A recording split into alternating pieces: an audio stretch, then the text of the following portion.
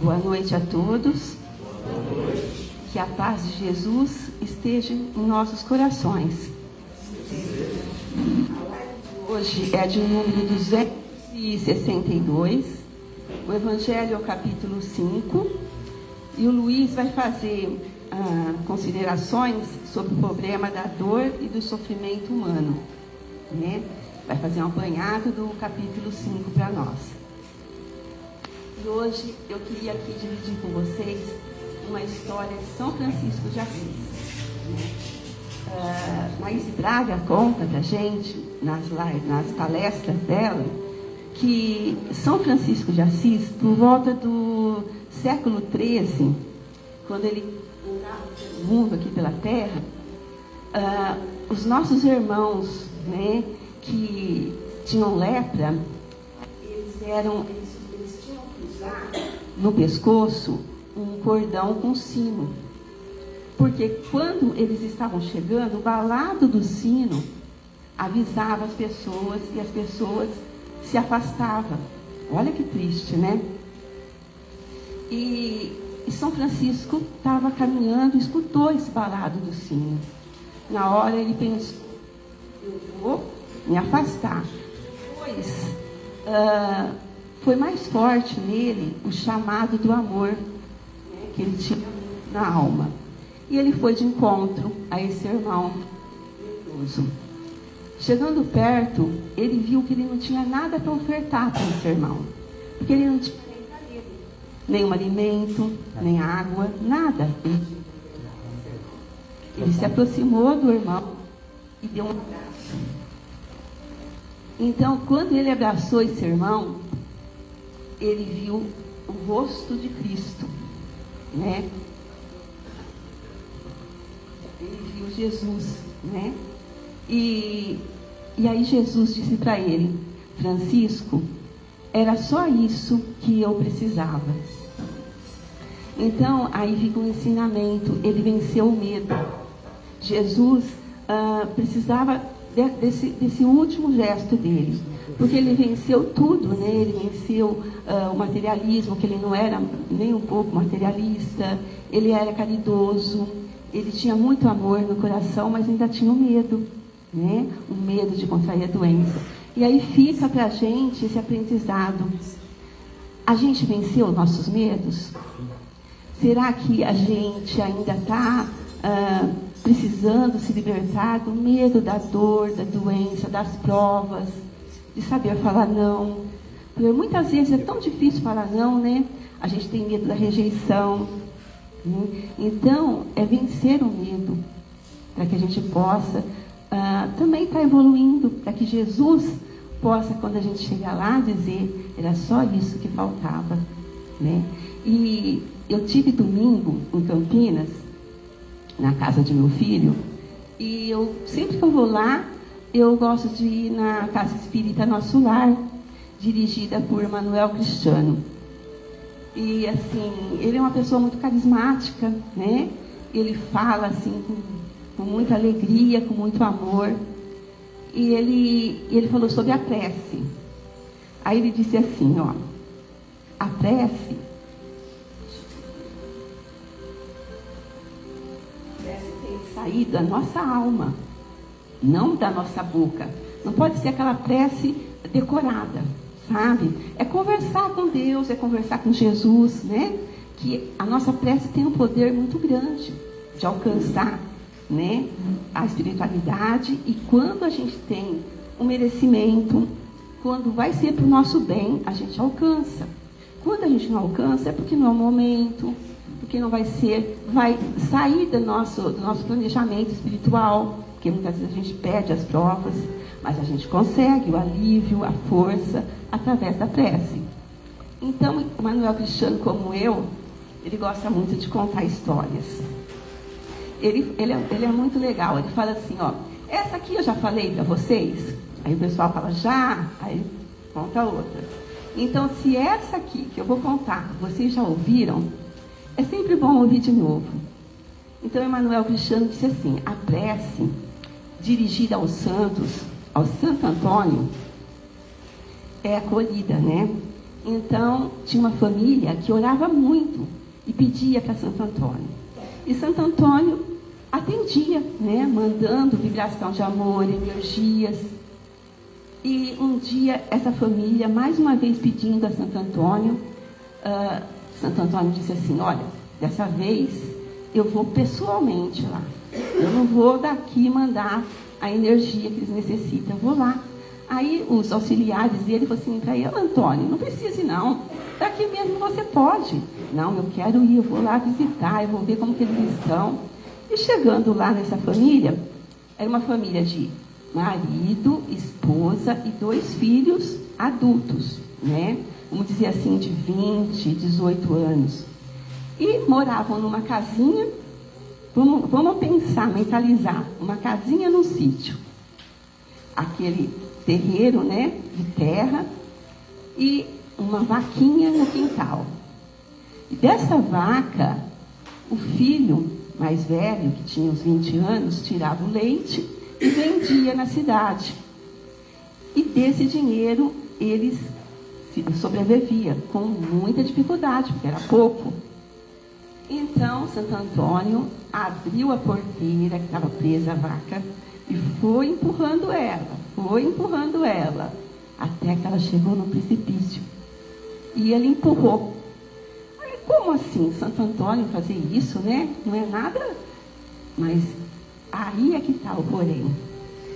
Tinha o seu porquê. Quando eles ficaram sem a vaquinha, o moço foi para a cidade, procurou serviço, procurou emprego, trabalhou, né? Arrumou emprego numa marcenaria, progrediu, ajudava a família e ainda construiu a sua própria família, casando, né? A filha também, vendo o irmão, foi também para a cidade, arrumou um serviço. Lá numa casa de família ajudaram ela estudou e progrediu. O pai e a mãe também deram o seu jeito. A mãe costurando, fazendo doce, e o pai foi cuidar da roça, carpindo e plantando. Moral da história: nós não podemos nos sentir coitadinhos e nem ficar dependentes, só ali pedindo e não fazer nada. É como se a gente estivesse numa sala, assim, num quarto, sem porta, sem janela. Coitadinho de mim. Não acho o caminho, mas não saio para procurar. Eu vou na casa espírita, tomo passe, converso, tenho atendimento fraterno, saio de lá, continua a mesma coisa. Eu não faço nada para melhorar, para mudar a minha vida. Então, Santo Antônio queria que eles fizessem algo, que se esforçassem, não ficasse só dependendo ali, né, daquela vaca. Por isso que tanto eles pediam. Nunca mais pediram, né? Se arranjaram. Então, a gente sempre encontra uma portinha, uma janela nesse quarto, quando a gente sai à procura do nosso comodismo, né? Daquela história de se sentir coitado. Então, a gente tem que perder o nosso medo, enfrentar a vida e dar o nosso melhor. Dificuldade nós vamos ter sempre, mas faz parte, né? O que importa para a gente é lutar sempre, nunca desistir, para que a gente possa vencer todas as barreiras que existem em nós mesmos.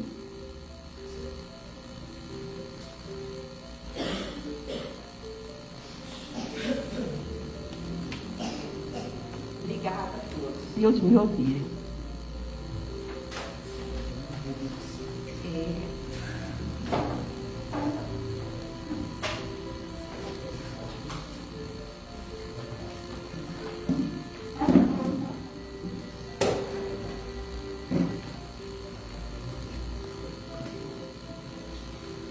Eu estava brincando com a Denise aqui, mas queria continuar.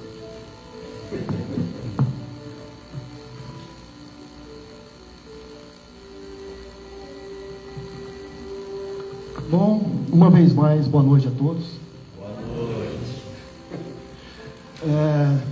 Antes de nós avançarmos para o capítulo 6, que é um capítulo extraordinário para variar, de Evangelho segundo o Espiritismo, que está tão consolador,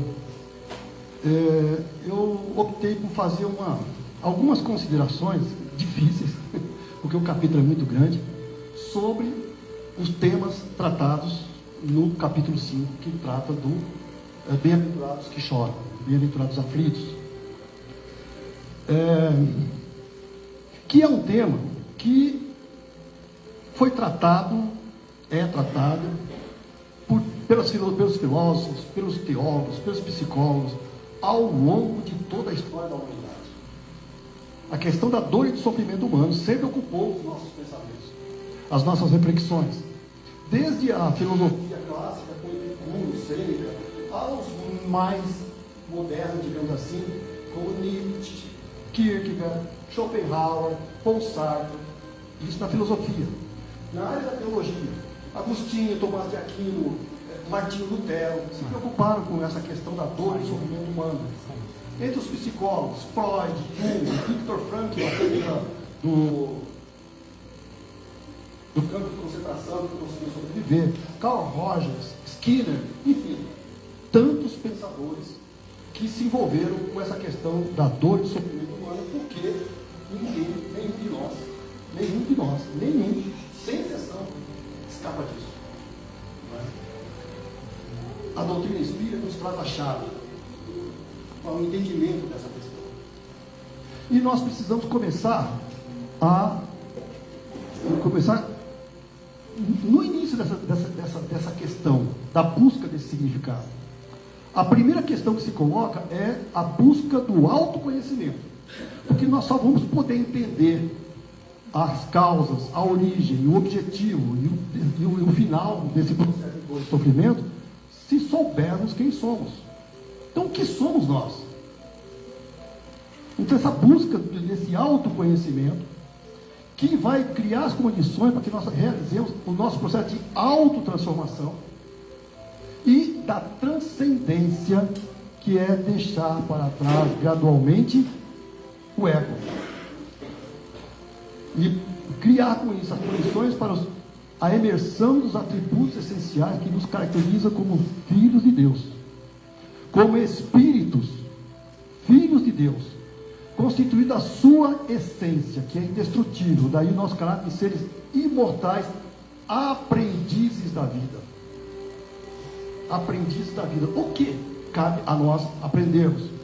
Quais são os desígnios divinos para cada uma das suas criaturas? Por que Deus nos criou? O que é que Ele espera que nós realizemos? Só entendendo essas grandes questões é que nós vamos entender o objetivo, as causas do processo de dor e sofrimento.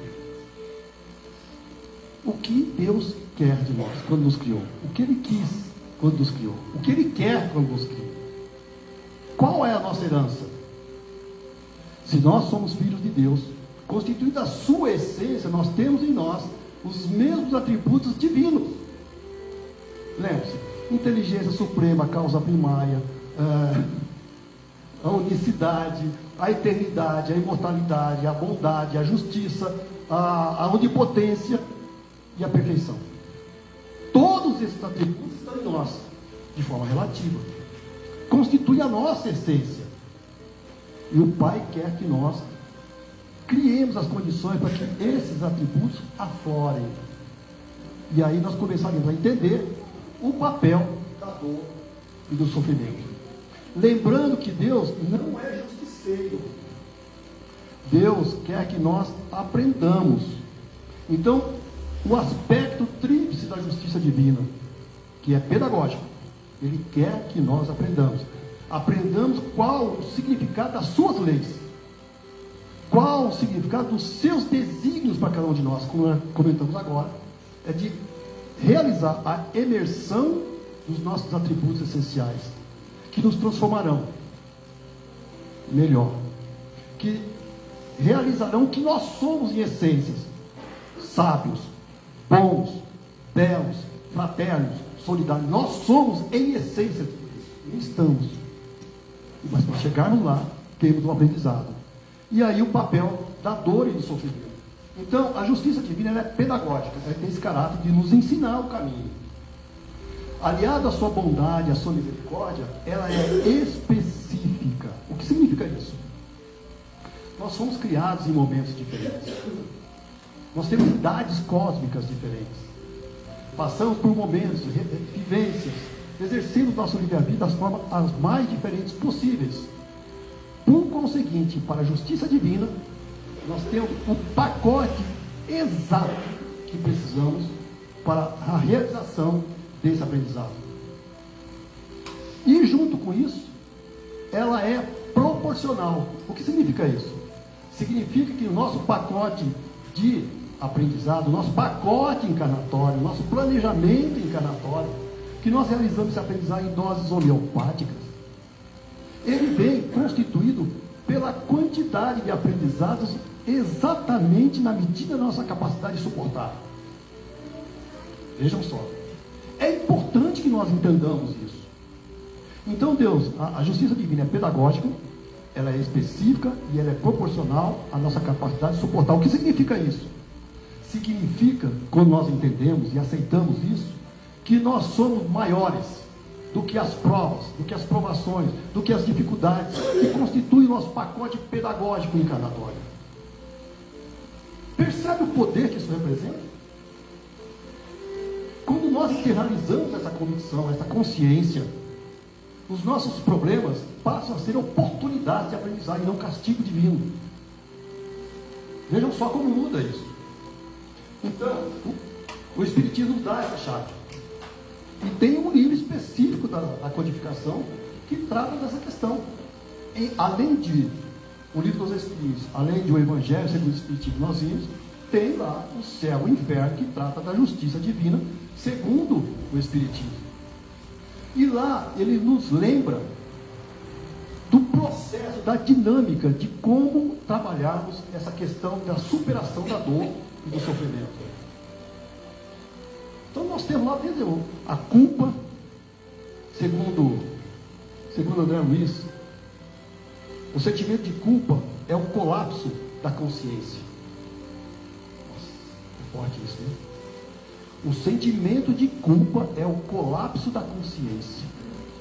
Significa que quando adentramos um sentimento intenso de culpa, a nossa razão, o nosso raciocínio, a nossa percepção quebra, cai.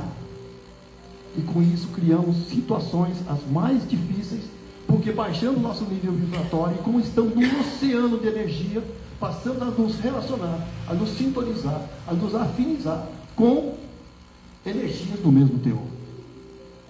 Só que junto com a culpa vem lá o remorso.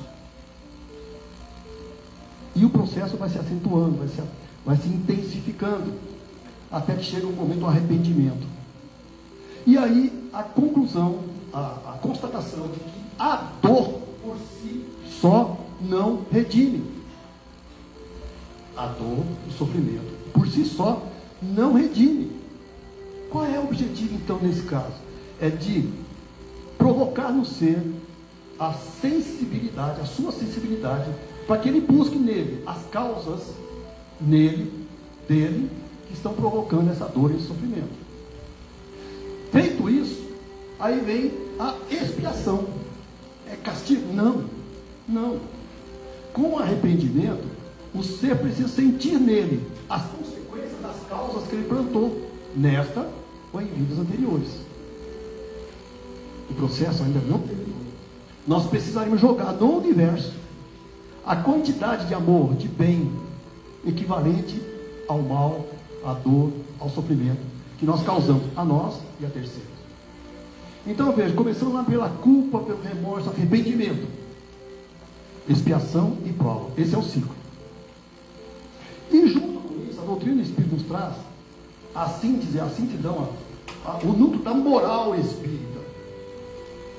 Nós não podemos fugir disso.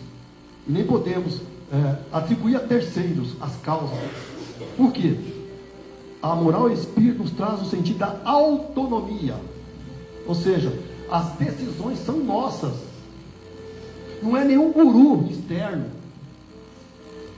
que vai nos dizer o que temos que fazer.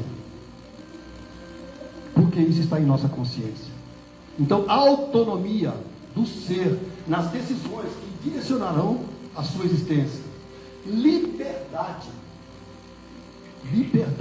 Paulo preso em Roma, pregava, escrevia. Boa parte das cartas paulinas saíam de prisões após planejamentos e tudo mais. Preso, ele escrevia.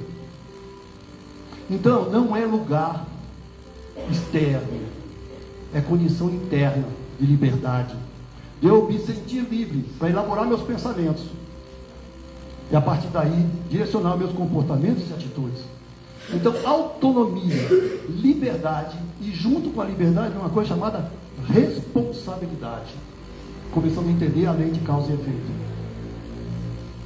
Autonomia, liberdade, responsabilidade. Quando começamos a entender, internalizar essas concepções, nós nos fortalecemos e elevamos o nosso grau de maturidade espiritual. Começamos a deixar para trás aquele sentimento de crianças infantis, de vitimismo, de eliminar aquela falta de confiança, de autoestima, de baixa estima, melhor dizendo. Nós nos empoderamos do amor e da justiça divinas e realizamos e assumimos o controle pela condução, mais uma vez, do nosso processo evolutivo. E aí o capítulo 5 ele tratou, que nós vimos nas nossas quartas-feiras aqui, de uma série de temas, que eu não vou repetir até por causa do horário, que é curto, mas ele falou da justiça, das aflições, que nós comentamos agora há pouco. Falou das causas atuais, das anteriores, das aflições, da questão do esquecimento do passado, dos motivos de resignação, ou seja, que nós traduzimos por resiliência. Esse termo não existia na época de Kardec.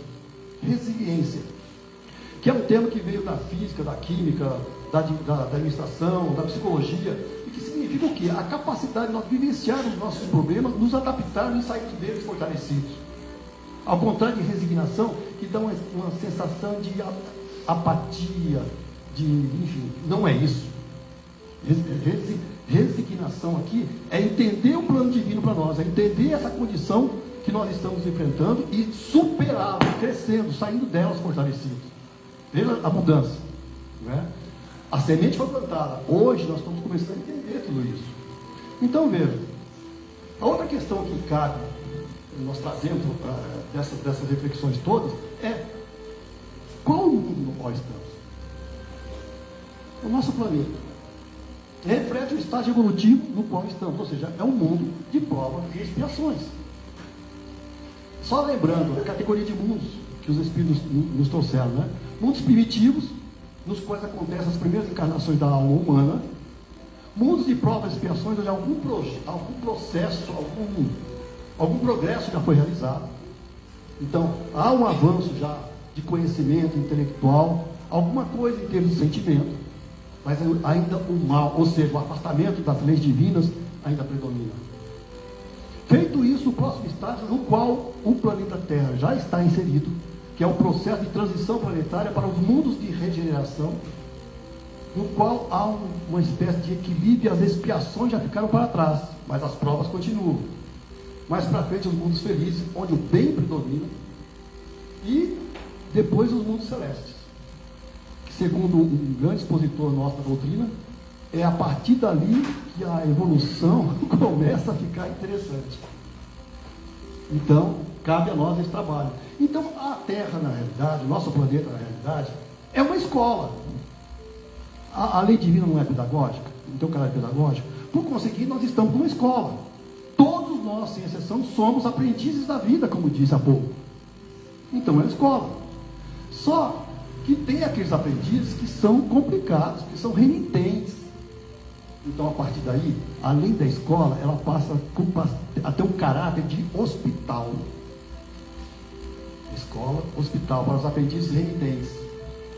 E tem alguns aprendizes que são da pá virada. Não é? São aqueles que distribuem desequilíbrios, dor e sofrimento para si e para os outros. Neste caso, para eles, a Terra é escola, hospital e prisão penitenciária. Então, para a escola, os aprendizes da vida. Para os hospitais, os aprendizes renitentes. Para a penitenciária, os renitentes enlouquecidos. Porque o mal em extremos é resultante da loucura. Chico costumava dizer Chico dizia que Emmanuel costumava dizer que o criminoso perante as leis divinas é sempre um de nós que foi descoberto. Não escapa um, por enquanto. Mas entra aqui na nossa reflexão a necessidade de termos essa questão do ponto de vista. O ponto de vista, que é um dos pontos que é abordado no capítulo 5. O ponto de vista. Sobre qual ponto de vista nós vamos analisar essa questão da dor e sofrimento? Então nós começamos a responder aquela questão: o que somos nós? E a partir dessa resposta já adotamos um ponto de vista. Somos seres espirituais numa jornada terrena, com a finalidade, com o objetivo de aprendermos, de transformarmos-nos, de substituir em nós os nossos comportamentos primitivos. Esse ponto de vista muda completamente a visão que tínhamos do mundo material. Vamos descobrir que boa parte das nossas dores e sofrimentos estão aliados aos nossos apegos materiais.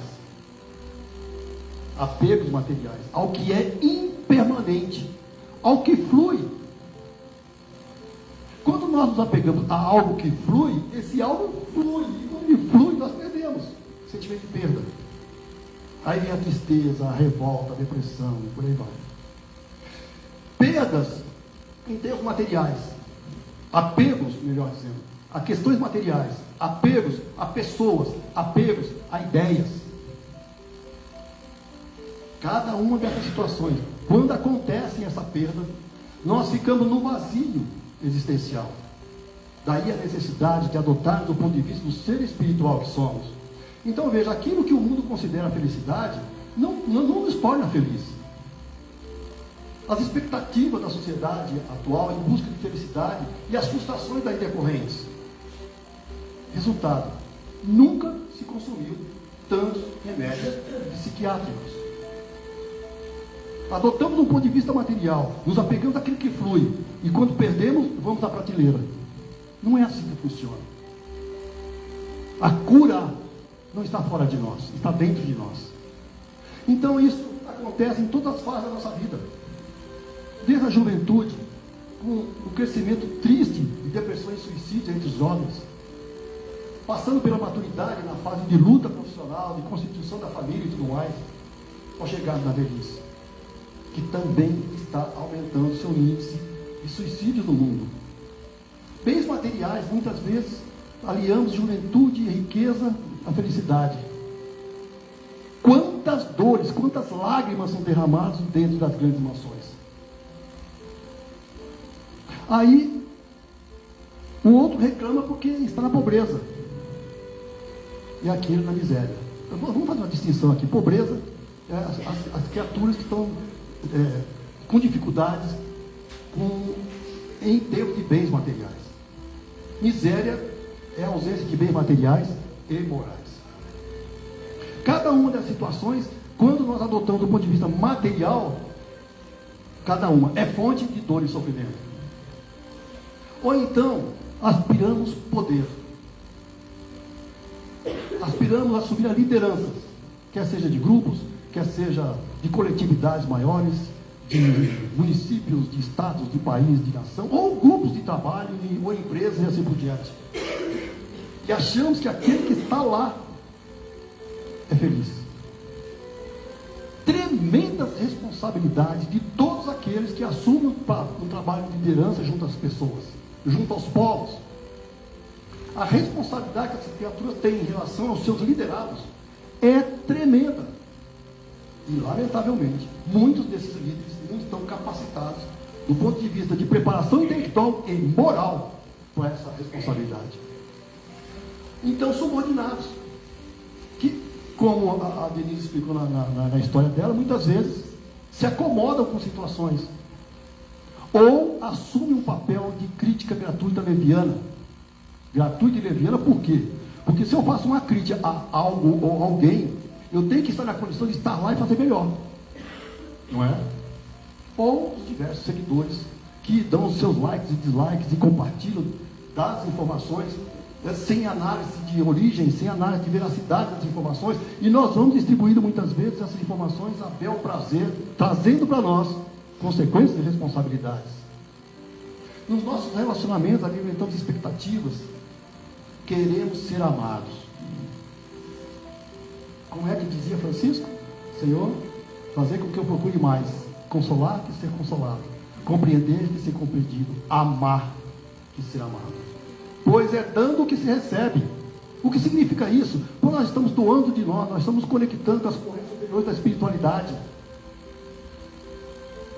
Conectando com essas correntes, com essas energias, nós podemos ver Cristo, o leproso. Não é? E temos então as nossas próprias expiações, que sob o ponto de vista da matéria, para nós carece de significado. Só sob esse ponto de vista do ser espiritual que somos, é que nós vamos conseguir vivenciar, porque é necessário vivenciar e superar perdas a partir dos lutos, o luto. Luto está ligado a perdas de tudo, de bens materiais, de bens financeiros, afetivos e dos nossos, daquelas criaturas que estão ao nosso redor. Só sob esse ponto de vista do ser espiritual que somos, dentro da justiça divina, pedagógica, específica e proporcional, e junto à sua bondade, que nós vamos ter condições de vivenciar, porque o luto precisa ser vivenciado sob condição de equilíbrio psicológico, espiritual e físico daqueles que estão vivenciando esse processo. Mas com isso saímos fortalecidos. Além disso, é de fato importante que nós, voltando àquela condição da moral, espírita, da autonomia, da liberdade e da responsabilidade, vinculemos quais as consequências de não estarmos atrelados a essa moral, através dos controles emocionais, descontroles emocionais. O que provoca em nós descontrole emocional? O descontrole emocional tem origem em nós, almas, espíritos, que atravessa os nossos campos, os nossos corpos espirituais, o nosso campo mental, o nosso corpo astral, o nosso duplo etérico, e deságua no nosso corpo físico. Como isso acontece? Por isso que a cura não está fora, está em nós. Quando nós nos descontrolamos emocionalmente, nós provocamos lesões em nosso organismo. Tipo, exemplo, cólera, desespero, crueldade, intemperança, por exemplo. Traz como consequências, por exemplo, formação de zonas mórbidas de natureza particular no organismo físico, fragiliza o sistema imunológico, favorece a cultura de micróbios patogênicos nos órgãos menos habilitados à resistência, trazendo a tuberculose, o câncer, a lepra, úlceras. Não é o castigo de Deus, é a intemperança nossa. Traduz também muitas vezes sintomas mentais depressivos, que afetam o processo de multiplicação celular, estabelecendo fatores de desagregação, câncer. Provoca um relaxamento da nutrição, constrangendo o corpo a pesados tributos de sofrimento. Quais os reflexos de sentimentos menos felizes que se convertem em ondas mentais? Vejam só. Sentimentos que se convertem em ondas mentais. Ondas mentais tumultuam o serviço das células nervosas, produzindo que se derramam. Vamos lá. Tumultuam o serviço das células nervosas. Eu ia pular, mas tenho que ver. Que instaladas na pele, nas vísceras, na medula e no tronco cerebral, desempenham as mais avançadas funções técnicas. O tronco cerebral é o nosso cérebro primitivo. Todas as nossas funções orgânicas, elas são gerenciadas, elas estão alicerçadas, memorizadas no nosso tronco cerebral. Se o nosso tronco cerebral é afetado, imagine o que acontece no nosso sistema nervoso. Elas se derramam sobre o córtex encefálico, essa parte do nosso encéfalo, O nosso encéfalo tem os lobos frontais, o córtex cerebral e o tronco que separa com o cerebelo e tudo mais. Então, produzindo alucinações que podem variar da fobia oculta à loucura manifesta. E por sintonia e afinidade, criamos campos de influenciação de companheiros encarnados ou desencarnados, conduzindo-nos a fenômenos deploráveis de alienação mental, na obsessão comum, ainda mesmo quando no jogo das aparências possamos aparecer como pessoas espiritualmente sadias. Então vem uma advertência muito séria. Não nos esqueçamos assim de que apenas o sentimento reto pode esboçar o reto pensamento, sem os quais a alma adoece pela carência de equilíbrio interior, imprimindo no aparelho somático do corpo físico os desvarios e as perturbações que lhes são consequências. Cultivar melindres, olha só, espíritas, nós espíritas, cultivar melindres e desgostos, irritação e mágoa, intoxica por conta própria o nosso organismo, estraga o centro de nossa vida profunda, arrasa consequentemente sangue e nervos, glândulas e vísceras do corpo. Estabelecido o conflito espiritual, paralisa a secreção de glândulas salivares. O estômago entre espasmos interrompe a produção do ácido clorídrico, resultando em perturbações digestivas, provocando a colite mucosa. E aí nós vamos lá no antiácido. Nós vamos lá na prateleira. Mas, no entanto, os melindres, os desgostos, a irritação e a mágoa permanecem. Aí eu vou tomar qualquer coisa ali para me acalmar. No limite, Rivotril, cabe, né? Não, né? Cabe, né? Não! Eu estou pé da vida. Vou tomar um Rivotril, vou tomar qualquer coisa. Está doendo, qualquer coisa. Mas continuo irritado. Continuo magoado. Continuo melindrado. A causa não foi trabalhada. Percebem? Tudo isso abre a porta para temíveis calamidades orgânicas, desajustamentos gastrointestinais repetidos, ruído dos processos de nutrição que estimulam, que interessam o estímulo nervoso, determinando desde a mais leve irritação da membrana gástrica até a loucura de abordagem complexa. Então o pensamento sombrio adoece o corpo são e agrava os males do corpo enfermo. E aí, lá em Esperança e Consolações, no livro 4, capítulo 1, do livro 4, Esperança e Consolações, na questão 922, os Espíritos respondem a Kardec que é possível uma felicidade relativa no nosso mundo. Para a vida material, após o necessário. Aí vem o excesso, o supérfluo, a ganância, fica fora. É verdade que o patamar de necessidades muda de acordo com o patamar civilizatório, mas uma vez atingido o atendimento das nossas necessidades básicas, por que eu vou me afligir com excessos, com supérfluos? E para a vida moral, a consciência tranquila e a fé no futuro. Puxa vida, ele falou de fé, coragem, e nós acrescentamos dever. Fé, o que é a fé? Fé vem de fides, fidelidade. Fidelidade o que? Consciencial. Questão 621 de O Livro dos Espíritos.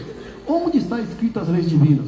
Na consciência. Liberdade, autonomia, responsabilidade consciencial, não é? Que nos traz o acordo com as leis divinas em sua essência, nos traz a segurança existencial do espírito imortal que somos, a confiança em nós mesmos, a autoconfiança, que é o que nos permite dar força para o nosso processo de autotransformação nas situações agradáveis e desagradáveis da vida. Nos traz a convicção, o raciocínio, o bom senso e a lógica. E um consolador, Emmanuel responde: ter fé é guardar no coração a luminosa certeza em Deus. Não vai dar para ver tudo com você, mas ter fé é guardar no coração a luminosa certeza em Deus. Ela não cresce no coração miraculosamente, isso já em vias de luz, em outro livro. Qual acontece na vida comum? O criatura dá tudo, mas não prescinde do esforço da criatura. Ou seja, é um trabalho nosso, de fortalecimento dessa virtude que faz parte da nossa essência. Já a coragem vem de cordes, coração. Ou seja, ser corajoso significa agir utilizando o potencial que vem de dentro, que é a voz do coração. É necessária coragem para assumir as consequências de nossas ações e desacertos. Responsabilidade. Lemos? Autonomia, liberdade, responsabilidade. É a coragem interna. Usar a própria alma como guia e não precisar do consentimento exterior é a utilização correta da verdadeira coragem. Já o dever é a obrigação moral, consciencial, que começa com respeito a nós mesmos e se estende ao próximo na nossa vida de relações. É uma lei da vida. É uma lei da vida e muitas vezes ele nos obriga a deixar para trás o nosso interesse pessoal. Que, aliás, esse é o outro nome de suplantar o egoísmo. Aquele que ama, que vai ao encontro do próximo, é aquele que deixou muitas vezes para trás o seu interesse pessoal. Tem a ver com o exercício da nossa consciência, do nosso livre-arbítrio, e é uma tremenda ferramenta de transformação interior. Jesus também chorou. Tem uma passagem de Eurípides que, desdobrado, encontrou Jesus e viu Jesus chorando. E Eurípides pergunta: Senhor, por que choras? Ele não respondeu. Mas, desejando certificar-se de que era ouvido, Eurípides reiterou: choras pelos descrentes do mundo? Em que levar o missionário de Sacramento, que Eurípides nasceu em Sacramento, em Minas Gerais, notou que o Cristo lhe correspondia agora ao olhar, e após um instante de atenção, respondeu em voz dulcíssima. Nem de longe nós vamos conseguir responder essa voz dulcíssima do Cristo, né? Mas respondeu: não, meu filho, não sofro pelos descrentes aos quais devemos amor. Choro por todos que conhecem o Evangelho, mas não o praticam. Nós todos.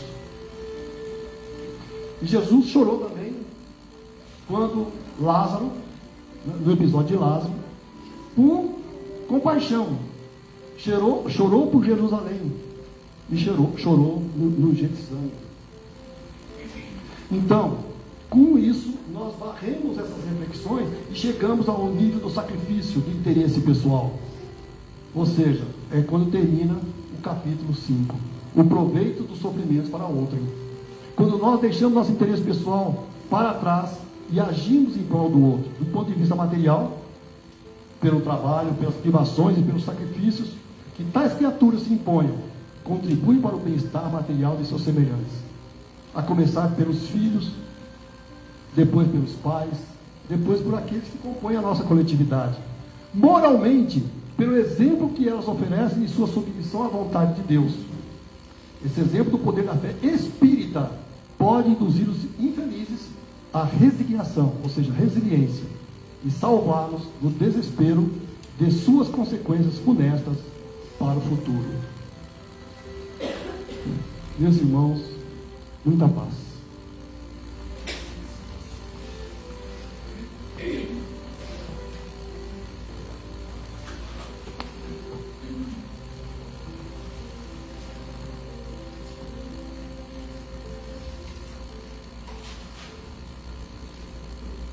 Mestre Jesus, receba, Senhor, nosso pleito de gratidão pelas reflexões da noite. Não há como não nos emocionarmos, não refletirmos sobre esses teus ensinamentos de paz e de amor. Porque é de amor que trata essas reflexões. Que a semente do amor, Senhor, que constitui a nossa essência, floresça. Que a luz que somos se intensifique, iluminando as nossas sombras, criando as condições para que substituamos gradualmente os nossos resquícios primitivistas, as nossas forças egóicas que ainda teimam em direcionar os nossos pensamentos, os nossos comportamentos, as nossas atitudes. Se conosco, Senhor, e auxilia-nos a fortalecer em nós, de forma cada vez mais intensa, essa realidade da alegria do servir.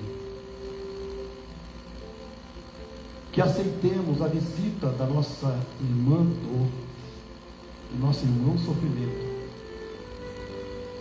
pelos objetivos de que se revestem, de despertar-nos para o trabalho indelegável que cabe a cada um de nós desenvolver. Que possamos colher do fruto do nosso esforço essas visitas de forma cada vez mais tênues, pelo aprendizado realizado. A começar, Senhor, por nós mesmos. E assim sendo, envolvendo aqueles que compartilham conosco a romagem terrena. E, Senhor, um dia, envolvendo todo o planeta Terra, que aprendamos a amar todos os nossos irmãos terrestres, independente de origem, de credo, independente de país, de gênero, que aprendamos a amar todos os seres humanos. Senhor, que aprendamos a amar toda a manifestação da vida, porque sem ela, sem a vida não humana, a nossa vida humana cairia por demais em termos de qualidade e equilíbrio mental, espiritual e físico. Que mentalizemos com isso a superação da dor e do sofrimento através do amor. E desta forma, uma psicosfera planetária destituída dos miasmas, dos sofrimentos, dos desesperos, substituído pela luz e a alegria do amar. Obrigado, Mestre Jesus, que assim seja.